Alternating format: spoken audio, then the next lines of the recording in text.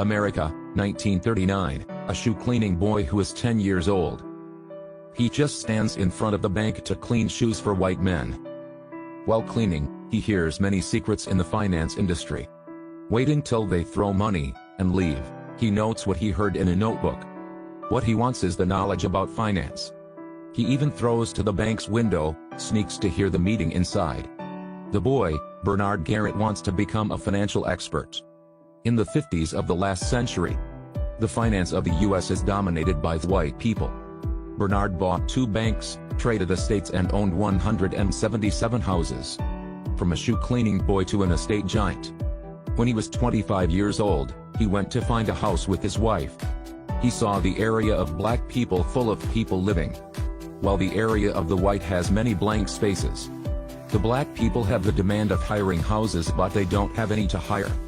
Bernard wants to trade estate. He targets the house near the area of the white. He finds the estate CEO and uses all his money to buy that house. But the price Bernard offers is much lower than the general price. Of course, the CEO doesn't agree. Before leaving, he looks at the CEO's calendar. It's the calendar the bank gives to VIPs. Bernard goes to the bank and uses the reputation of the CEO to borrow money. The estate CEO calls him to question. Using his reputation to borrow money okay or not? Bernard answers that it's not alright. The CEO immediately tells him to come to the bank tomorrow and do the contract to borrow money. Bernard gets dazed and answers, "Why do you want to help me?" But the CEO says that if he doesn't follow the rule, he can win the game. When having money, Bernard successfully bought the house. A white woman sees him, immediately scolding. Bernard says that he bought this house. The next day, she had to move out. Black people who have money all come to hire this house. The estate CEO invites him to invest with the profit 50-50. Hence, they collaborate. Their collaboration goes really well. They buy houses, repair them and get them hired at higher prices. Not long after, Bernard earned a big buck, and then bought a big house. But good things don't last. That CEO suddenly passed away. The wife, who inherits his property, has the discrimination towards black people. Thus, she wants to use a very low price to buy 50% of Bernard's shares. All the contracts were signed by her husband.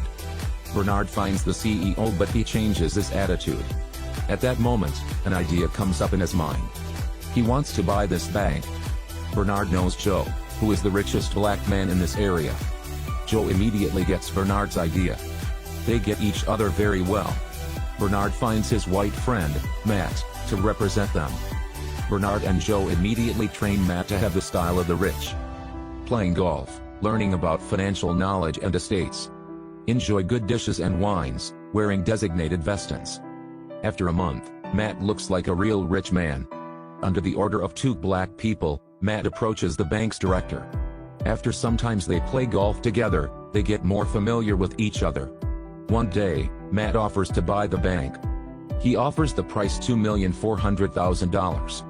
Thanks to the lessons of Bernard, they dealt the price to $1,560,000. They successfully bought the bank, surprising the bank's director a lot. A bank stands behind to support him. He buys more houses, and lets black people hire. He and Joe built a real estate empire with 177 houses. The U.S. President, Lyndon Baines, visits his bank. Not long after, he and his wife visit his family in Texas. One day, he goes around with his son. After many years, his hometown hasn't changed anything. Especially the racism carved deeply in their minds. They stop in front of the bank, and see a black son cleaning shoes. Bernard seems to see his image of previous years. He thinks he has money and capacities, he should help residents in his hometown. Bernard decides to buy the bank there. But Joe doesn't agree, he still invests to support his friend. The sale of the bank quickly negotiated. From outside, Matt is the actual bank. In fact, the cleaner Bernard and the driver Joe are the real owner. They trade the bank, and lend money to the black people. The bank's director quickly detects the abnormal thing. He silently follows Matt, discovering the real owner is 2 black people. He immediately informed the money management department about the bank making illegal loan. The next day, they found 4 illegal loans. Each loan was confirmed by Bernard and Joe. Under the questioning of two of them, Matt tells the truth. He answers that he hires a lawyer introduced by the bank's director. This lawyer played a trick on those contracts. Bernard and Joe are so angry but they can't do anything. Matt transfers illegal loans to another bank. He wanted to make up for it but turned into a deceitful structure. Two banks were sealed. Bernard and Joe were also prosecuted. In court, Bernard gets pissed off. They just want to know whether two black people can buy the bank. Everyone's getting dazed. The court also threatens Bernard. Black people don't get the fair treat. When coming into the bank, they have to dress workers' outfits. Why do you bring some race out of the American dream? Finally, Bernard and Joe were found guilty of misuse, and were sentenced to 3 years in prison. Their estates, except for Bernard's house, 176 houses, are contributed to general funds. The night before, Bernard tells Matt to buy 2 houses in Bahama. 3 years later, Bernard and Joe are released from jail. They build their career in Bahama. Then, they move to the US, buy houses, repair them and let black people hire. 2 black people appeared and got back the fare for their people. They are the pioneers who had tried so hard for others' rights.